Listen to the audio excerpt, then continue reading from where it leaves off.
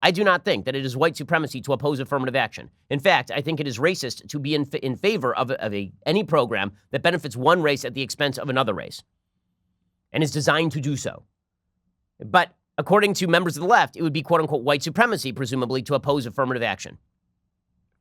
If you support Trump in 2020 because you like his policies and you don't think that Trump is a racist, you just think that he is a muddle-headed dolt who says doltish things and cloddish things on a regular basis in the racial realm, right? If you're one of those people, the left will declare you a white supremacist, even if you speak out forcefully every time you think Trump crosses the line. So the point here is that for the left, the construction of a debate between white supremacy and everything else is all about obfuscating the line between white supremacy and everything else. If we don't know where the line is, then I can put you on the other side of the line anytime I want.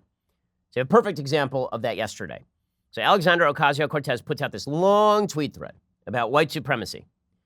And she is deliberately defining white supremacy down, right? She's deliberately defining it down. Defining things down is a phrase once used by Daniel Patrick Moynihan with regard to deviancy. What he suggested is that as a society, what we're constantly doing in order to excuse our own sin is we define sin down, meaning things that used to be considered sinful and deviant are no longer sinful and deviant. He used the example of single motherhood. He said that when you define single motherhood as quote-unquote the new normal, it's no longer deviant, it's now normalized, and you get more of it.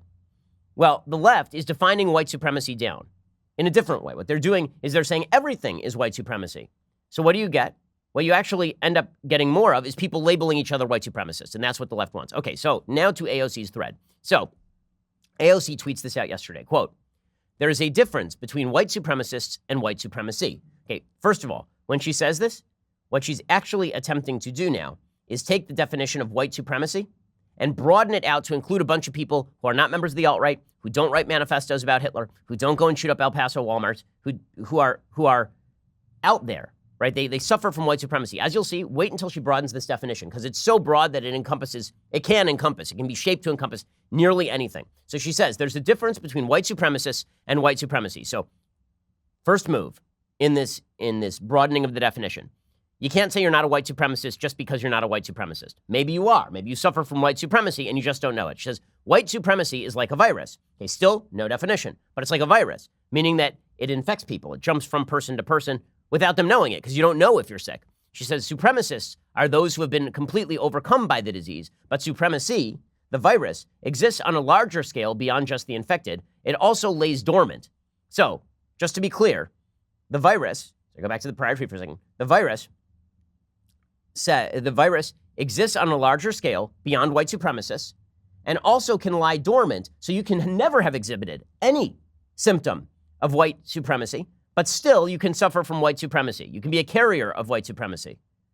So now you don't have to be an overt racist, a covert racist, a person who knows they're racist, a person who has ever evidenced any symptom of white supremacy, and still you can be an agent of white supremacy because it's lying dormant in you. Okay, so look how this is blown up from small group of white supremacists and alt-righters who are dangerous to anyone at any time who could suffer from this thing that's a virus called white supremacy. Again, white supremacy exists. It has a specific definition. It is deeply evil. I'm fighting these people on a daily basis. I know it. They've threatened my family. But AOC is deliberately attempting to make this move, and it's a dangerous move for the country. So AOC continues with this thread, and she suggests white supremacy is often subconscious. So it's not even conscious. You don't even know if you're a white supremacist or if you suffer from white supremacy. So you can demonstrate no symptoms. You don't have to know that you're a member of the white supremacist class. It's subconscious and it's dormant, but you can still suffer from it. She says, clearly our nation has not been inoculated. White supremacy is our nation's original sin, the driving logic of slavery, of native genocide, of Jim Crow, of segregation, of mass incarceration, of send her back. Okay, now she's conflating a lot of stuff. Okay, so, yes, white supremacy is the driving logic of slavery and of native genocide. And again, the question of native genocide is slightly more complicated. The mistreatment of Native Americans in the United States is horrific and well known. To call it a full-on genocide, I think, is an overstatement because usually people are talking about lots of Native Americans dying of disease. Ethnic cleansing, as far as forcibly moving Native Americans out of areas they were legally entitled to and into reservations, I think would probably be a more accurate term. She says of Jim Crow, fair. Of segregation, fair. And then she says of mass incarceration. And this is where she brings slavery all the way up to date, and she says that if you are in favor of harsh policing of crime and lots of people who commit crime go to jail and they are disproportionately of color, then you are a white supremacist, right? So she's again, broadening out that definition. She's still not defined white supremacy, right? We're 3 tweets in here, 2 tweets in, and she's still not defined the term she's talking about. She's just giving you symptoms of the term. She says, it never went away. It was just dormant. Okay, so it was dormant. It never went away. So again, a bunch of people who didn't side with any of the stuff that she likes, that she's talking about here, those people could have been carriers. And then she continues. Again, this is broadening and broadening until it means nothing. Healing ourselves of white supremacy will be hard. Normally, when you diagnose someone with a disease, you have to define the disease. What does the disease do? How is it treated? What exactly can you expect its development course to be? If you're a doctor and you just say, you know what, you suffer from cancer, and somebody says, what is cancer? And the doctor goes, I don't know. It was dormant for a while. Now it's here. It's bad. Not helpful. And if you say that you can't tell what is cancer and what isn't cancer, then you're a horrible doctor. So she's a horrible doctor. She says, healing ourselves of white supremacy will be hard. It will be hard because it requires us to confront ourselves. We wish it was as simple as denouncing a white hood, a burnt cross, vile language. But we need to address where supremacy begins, not just where it ends. And this is the sort of language that the left loves because she's never defining where it begins. Right? She's saying that if you stand up and you say the KKK is evil, and you say that vile language is bad, and you say that some of the president's comments crossed the line, and if you say white supremacists are garbage, if you say all of that stuff, that still doesn't mean you're not a white supremacist because you haven't addressed where white supremacy began. Now, does she define where white supremacy begins? Again, she keeps begging the question, where does this begin? What is the definition? This would be important, again, if you're going to diagnose the transmission of a virus and you're going to explain how to prevent the virus. Shouldn't you do that at some point? She continues. We need to address where supremacy begins. She says, perhaps, more than the obvious last steps of the supremacist, we must examine the nuance of their first steps. Again, she's not actually explaining what the first steps are.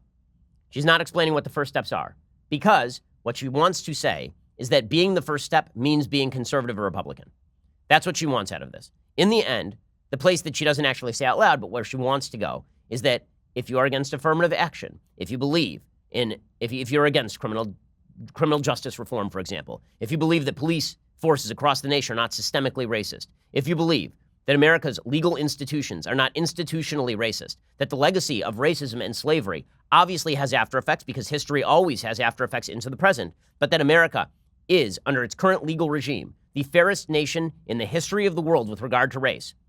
That if you believe all of that, those are the first steps, right? Because she never labels what the first steps are. She just says what the last steps are, which means that you could right now, without knowing it, be on the slippery slope to white supremacy. You could. It could be dormant in you. It could be subconscious.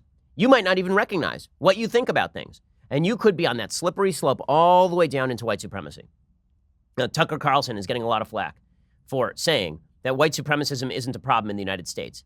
On my radio show yesterday, I criticized him for it. I think that he is absolutely wrong. White supremacism is, of course, a problem in the United States. And Tucker was trying to make the statistical case that there aren't that many white supremacists in the United States. And that is statistically true. But there, statistically speaking, weren't that many ISIS members in the United States. That was a problem. White supremacism is, in fact, a problem. But what AOC is doing here, by suggesting that white supremacy is everywhere, is just as much of a problem because instead of underplaying it, she's now suggesting that 60, 70, 80, 300 million Americans are secret white supremacists and don't even know it?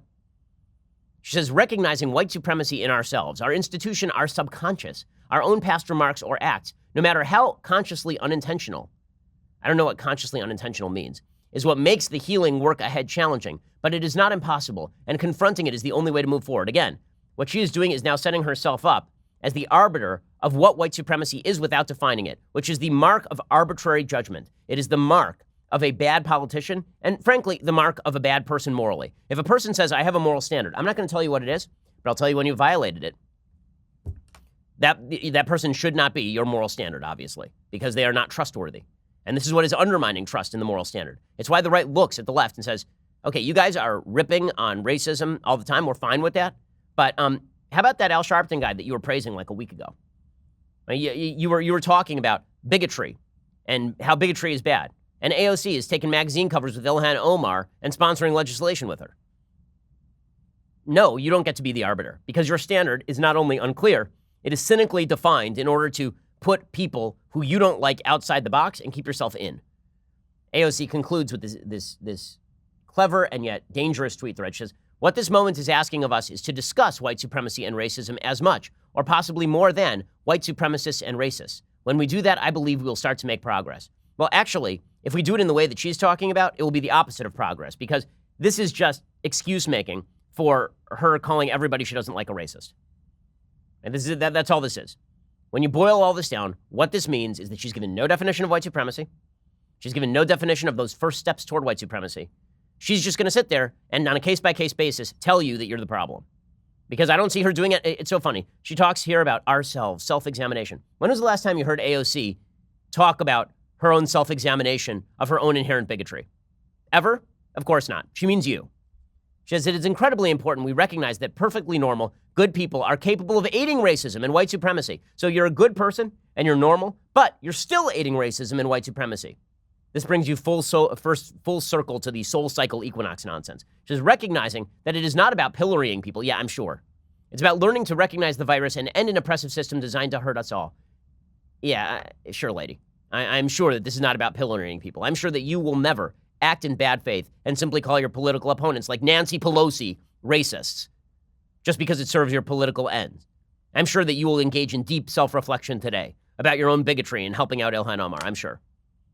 This kind of trash, this is what's going to, again, condemning white supremacy is fully, not only in bounds, praiseworthy, but you got to define the term. And the left is deliberately undefining the term so they can then apply it to everybody on a broad scale. And it's so wrong. It is incredibly wrong. It is labeling tens of millions of Americans who oppose white supremacy, white supremacists. But of course, that is the political goal for the radical left.